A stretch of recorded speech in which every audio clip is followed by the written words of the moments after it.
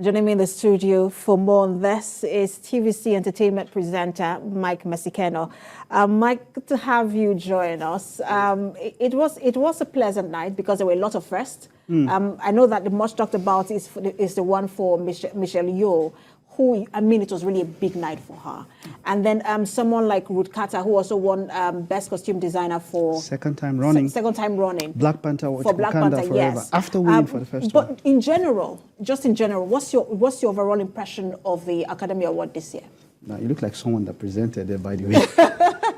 So it was massive. Or first of all, for a number of reasons, this has been the most diverse ever. Michelle Yeoh, a big thing, first Asian woman ever to win the Best Actress. Second non-white woman ever after Halle Berry to win it. Now, one movie, for the first time ever, became Best Picture, Best Director, Best Supporting Actor, Best Actress, and Best Supporting Actress. It has never happened before that a movie will pick Best Picture and pick three of the major acting awards. Everything, Everywhere, All at Once was what made... on a budget of less than, 30, 40 million, very low budget, just grossed about 100 million in cinemas. But when it came out, it blew everybody's mind. There was something different about this movie.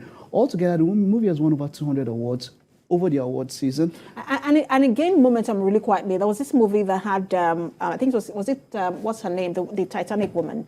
Avatar? The Titanic woman. What's her name? Kate Winslet? Yes. I think she was the one who, she was in a movie, I can't remember that movie now, that was gaining momentum. And then everyone thought that movie was good. Yeah, and then, just lately, the movie came up. At different times. There was even Avatar 2. James Cameron coming back after 13 years, doing all that he needed to do. I expected it to win Best Picture. It only picked one award. But this one is massive. Out of 11 nominations, it picked 7. It was big. I mean, look at that guy, Lee Ho-kwan. I remember watching him much when I was, I don't know if you've seen Indiana Jones and Temple of Doom. Much younger. This guy was a kid. He was there with Harrison Ford. A wholesome moment during that show was when he hugged Harrison Ford. And something about this award, it was like a comeback for everybody. Absolutely. Brendan Fraser, who picked Best Actor, had been away off the scene for like 15 years. George of the Jungle. George of the Jungle, and then he did the Mummy series, and then he just went off Hell Challenges. He had getting roles. Same thing with this other guy, Lee Ho-kwan. And after a long while, Jamie Lee Curtis also, who picked Best Supporting Actress for her role in Everything Everywhere All at Once. It was also, I mean, she's been in the industry for 45 years. And this is the first time she's ever... I know her from Grey's Anatomy. I mean, that's Jamie, how everyone exactly. Yes. So she's been there 45 years. Yeoh, yes. 45 years. So when you look at all of this and put it together, then Michelle Yeoh is 60.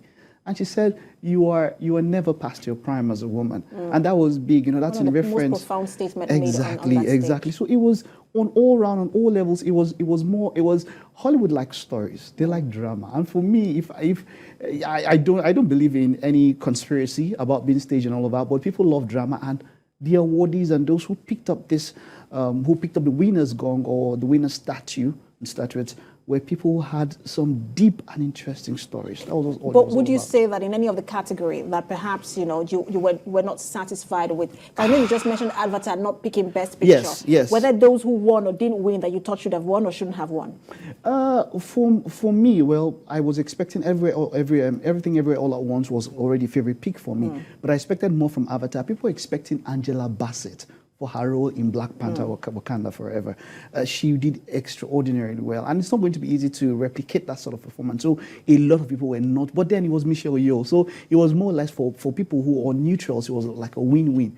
But we can remember Michael B. Jordan and, of course, Jonathan Majors came up. And when they went to give the award, they said, hey, Auntie, we love you. They also gave, some kudos to Angela Bassett. So that was one category people were expecting more.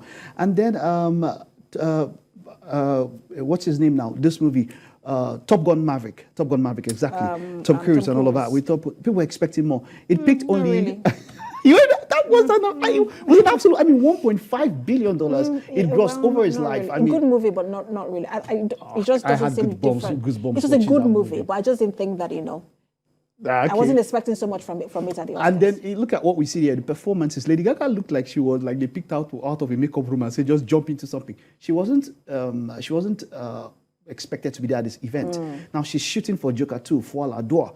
And while she was there, she said she was not going to turn up. So I was even surprised to see her there. See how she came up just on the black suit. So she wasn't supposed to perform. There was just Rihanna. Rihanna, of course, big one. After her comeback at the NFL Super Bowl halftime show. She came back for this one, her first Lift Me Up and all of that. So it was wonderful, but Natu, come on.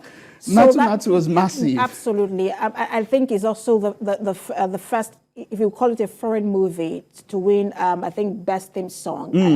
Best Original Song. Yeah, Best Original massive. Song, and it was really, really massive. It was massive. And that's what I'm going to ask you, because in terms of diversity, how well, because we've seen all of these categories and diversity in terms of gender, and race, you know, doing really well at the Oscars this year. But how well do you think they've done when you compare Oscars to where it's coming from and where it should be? So, like it's really been an improvement. I mean, remember 3-4 years ago was Oscar So White trending, and the offshoot of that was that they said, look, we need to be more inclusive. I mean, it's sad that there's only 2 women ever who are not white women. Halle Berry first, 1996, for Monsters Ball, and then Michelle Yeoh now. So that is why. But then when it comes to Best Supporting Actress, you have people like Viola Davis, you have people like Regina King. They've all done it quite there. So I would say it's been more diverse. I mean, you had an indie studio giving, now for Brendan Fraser, who won for The Whale, it was one studio, A24.